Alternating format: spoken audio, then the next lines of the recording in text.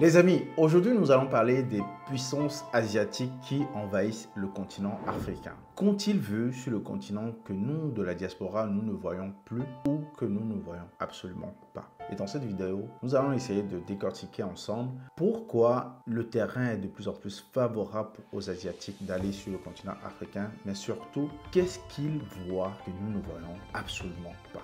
C'est parti!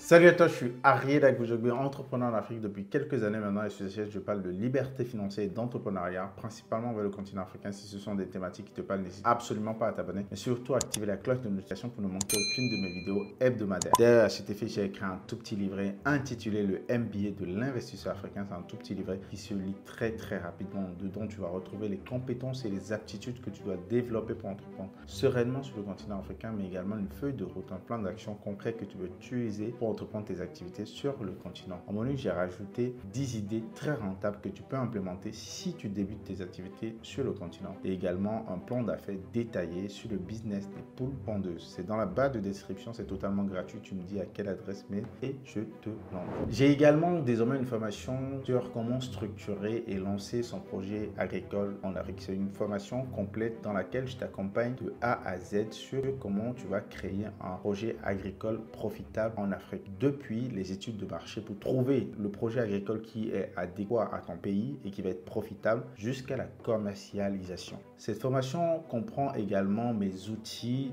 de gestion à distance. Le plus important, c'est que je ne vous laisse pas seul. Il y a un groupe Telegram dans lequel ceux qui ont acheté cette formation se retrouvent et peuvent me poser des questions de façon hebdomadaire et je vais répondre à leurs problématiques. Le lien est également dans la barre de description. Cliquez dessus et retrouvez-moi de l'autre côté dans la formation. Déjà, les amis, avant de rentrer dans le vif du sujet, il faut savoir que juste la Chine en Asie occupe la première place des échanges commerciaux avec l'Afrique. En 2022, le total des échanges entre la Chine et l'Afrique représentait 282 milliards de dollars. C'est énormissime et c'est un seul pays en Asie. Et là, nous allons voir pourquoi tous les pays en Asie commencent à envahir le continent africain de plus en plus. Dans cette vidéo, l'idée, ce n'est pas de dire si c'est une bonne chose ou pas. Ici, c'est juste, on va juste analyser les faits aujourd'hui. Donc, dans un premier temps, je veux voir ensemble avec vous qu'est-ce qui favorise la pénétration des pays asiatiques sur le continent africain. Pour moi, la première chose, c'est que ces pays-là sont devenus, bien évidemment, on parle de l'Inde, la Chine et la Russie. Donc, c'est vraiment ces trois pays-là qui sont en tête. Mais il y a les autres pays également, le Pakistan. On voit de plus en plus de Pakistanais sur le continent africain. Mais on va garder ces trois-là, vraiment trois mastodontes-là en tête. La première raison pour moi, c'est que c'est devenu des puissances économiques, c'est devenu des puissances militairement parlant, c'est devenu des puissances en termes de technologie. Ces dernières années ont démontré que ce sont vraiment de réelles grosses puissances qui font vraiment peur aux autres pays, notamment en Occident ou aux États-Unis. Donc vraiment, ces pays-là sont devenus trop puissants pour le monde entier. Donc on commence à voir un rapport de force réel. Pendant des années, on pouvait encore se tourner vers les États-Unis ou les pays européens, mais de plus en plus, ces pays-là montrent leur puissance, démontrent leur puissance dans tous les domaines, économiquement, militairement, de façon technologique, elles démontrent leur puissance. Donc ça se voit. Quand vous êtes dans un milieu où quelqu'un démontre sa puissance, ça se voit. C'est pas quelque chose qui se réclame. On voit la puissance de la personne. Donc on voit ces pays-là émerger et démontrer leur puissance, démontrer leur capacité à faire. La deuxième chose qui favorise un peu leur entrée, c'est le climat anti-politique occidental qui sévit actuellement sur le continent africain. Ça fait quelques années maintenant que dans beaucoup de pays africains, il y a un climat anti-politique occidental. Ce n'est pas un climat anti un pays en particulier parce que beaucoup de gens veulent dire oui, c'est un climat anti-tel pays. Ce n'est pas anti-pays, c'est vraiment anti-politique du pays. C'est que pendant longtemps, les populations ont le sentiment qu'elles sont lésées par les accords que ces dirigeants la font avec leurs dirigeants qu'ils savent corrompus. Donc ils ont le sentiment que les partenariats qu'il y a entre les dirigeants dans ces pays occidentaux sont là vraiment pour les étouffer économiquement dans leur pays. Donc les populations de plus en plus s'éveillent, se réveillent sur le sujet et commencent à se dire mais attends, c'est pas normal qu'on ait de tels accords qui en fait nous asphyxient au quotidien et nous on ne s'en sort pas. Nos dirigeants sont corrompus et ceux qui font des contrats avec eux maintiennent ces contrats et on voit que dans ces contrats vraiment il n'y a pas de réciprocité réciprocité en tant que telle. On a le sentiment de quelqu'un qui domine. C'est vraiment des rapports de dominant à dominé. Et il n'y a pas d'échange réel. Donc, les populations commencent à nourrir ce sentiment-là anti-politique occidentale. Donc, ça favorise du coup le terrain pour les Asiatiques qui sont justement devenus les nouvelles puissances et qui commencent à se dire, bah écoutez, nous on est là et nous on peut revoir les accords avec vous, on peut commencer à faire du business ensemble autrement, on peut vous considérer autrement. Donc, est-ce que c'est ce qui sera fait ou pas? On n'en sait rien, mais de toute façon, en tout cas, c'est la position qui est affichée. Du coup, ça intéresse de plus en plus le continent. Donc, ce climat-là favorise du coup leur pénétration de plus en plus sur le marché. En fait, il faut regarder les statistiques. Ces dernières années, vous regardez la balance commerciale de la plupart de vos pays. Il y a plein de produits qui étaient principalement importés de l'Europe, aujourd'hui sont importés depuis l'Asie. Donc, je vous invite à faire un peu marche arrière, de regarder les balances commerciales il y a quelques années. Il y a une inversion sur le marché qui est maintenant, aujourd'hui, je ne sais pas si on va pouvoir revenir à ce qu'il y avait avant. Je crois que c'est impossible, mais vraiment, il y a un changement économique global sur le continent africain. Mais ce n'est pas que le continent africain, mais on sent en tout cas ces puissances-là commencer à prendre beaucoup de place économiquement sur le continent africain. La troisième chose qui favorise ça, justement, qui découle des deux premières, c'est devenu des puissances. Il y a un sentiment anti-politique occidental, mais la troisième chose, c'est que on commence à signer significativement des accords bilatéraux entre les pays asiatiques et les pays en Afrique. Donc, il y a beaucoup d'accords bilatéraux qui sont signés ces dernières années entre les pays asiatiques et les pays en Afrique. Donc, qu'est-ce qui intéresse principalement les Asiatiques quand ils veulent investir sur le continent africain? C'est vraiment des investissements qui sont ciblés. Vous allez voir, on a les ressources naturelles, l'agriculture, l'énergie, les télécommunications et les infrastructures. Et vous allez bien retrouver ça dans la plupart des pays. La téléphonie aujourd'hui, c'est raflé par les pays asiatiques. Téléphonie, tout ce qu'il faut.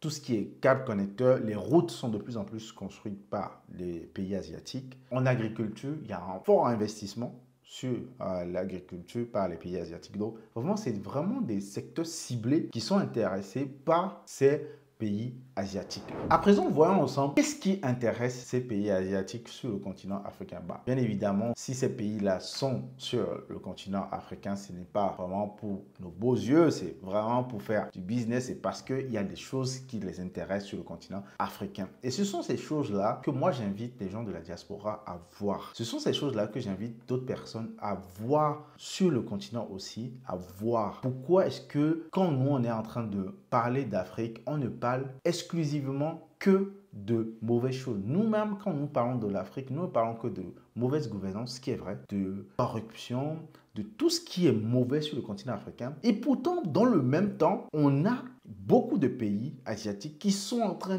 de vouloir envahir le continent. Ils sont en train d'aller en masse. Il y a plein d'investisseurs qui y vont en masse. Pourquoi en fait il y a ce paradoxe-là? Et ça en fait, je vais essayer d'expliquer ça ici. Moi, comment je vois ça? C'est comme quand vous avez votre maison, vous avez fait une déco simpliste et les gens viennent vous visiter et ils trouvent votre maison très belle. Ils trouvent vraiment la décoration bien. Alors que tous les jours, vous dites que ouais, ma maison elle n'est pas si belle que ça, il faut que je change telle peinture, il faut que... Il y a les gens qui arrivent et vous disent, mais cette chaise, tu as acheté ça où? Alors que toi-même, tu as envie de jeter la chaise. Donc, ce que toi, tu ne vois pas chez toi, forcément, l'autre, il va venir voir. Et il y a aussi l'autre point. Les Asiatiques, ils viennent dans un terrain qui n'est pas chez eux. Donc, nous, c'est chez nous. Quand c'est chez toi, le sentiment que tu as envers la chose est très différent. Eux, ce n'est pas chez eux. Ils ne voient que des opportunités. Quand vous parlez de corruption, ok, vous avez de la corruption, mais est-ce que, en soi, nous, ça nous empêche de faire notre business? Ils voient ça et disent non. Est-ce que ça va être compliqué? Oui, mais ça ne nous empêche pas de faire notre business. Est-ce qu'on peut faire de l'argent? Oui. Donc, il part du postulat que le système mis en place ne les empêche pas à vraiment adapter leur stratégie pour faire de l'argent. Donc, vraiment, nous, c'est très difficile ce qu'il faudra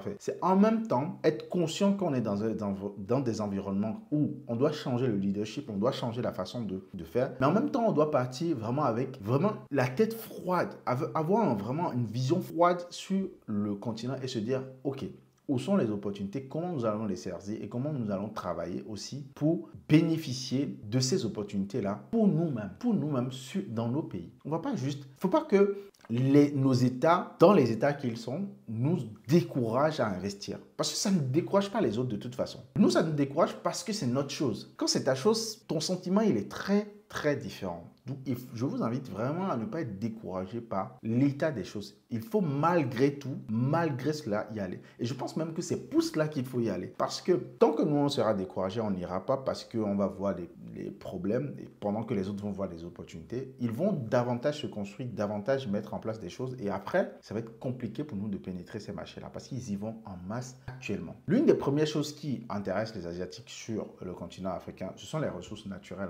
Donc ça, tout le monde est intéressé par ça parce que j'ai appris même récemment que l'Afrique avait 30% de réserves naturelles non renouvelables. 30%, 30% les amis. Vraiment, on est un continent gâté. On est un continent gâté. La deuxième chose qui intéresse les Asiatiques, c'est le potentiel économique. Il y a une croissance énormissime sur le continent africain. Donc, vous savez qu'eux, ils sont devenus les usines du monde entier. Ils fabriquent tout pour tout le monde. Donc, dans un marché où il y a une croissance de classe moyenne, une croissance en demande de biens de consommation, mais c'est vraiment un pain béni pour toutes les usines qui existent en Asie. C'est un pain béni pour eux. Ils voient un marché qui, en plus, va doubler dans les 30 prochaines années. Donc, vraiment, c'est un pain béni pour eux. Nous, ils ont déjà l'usine, tout ce qu'il faut.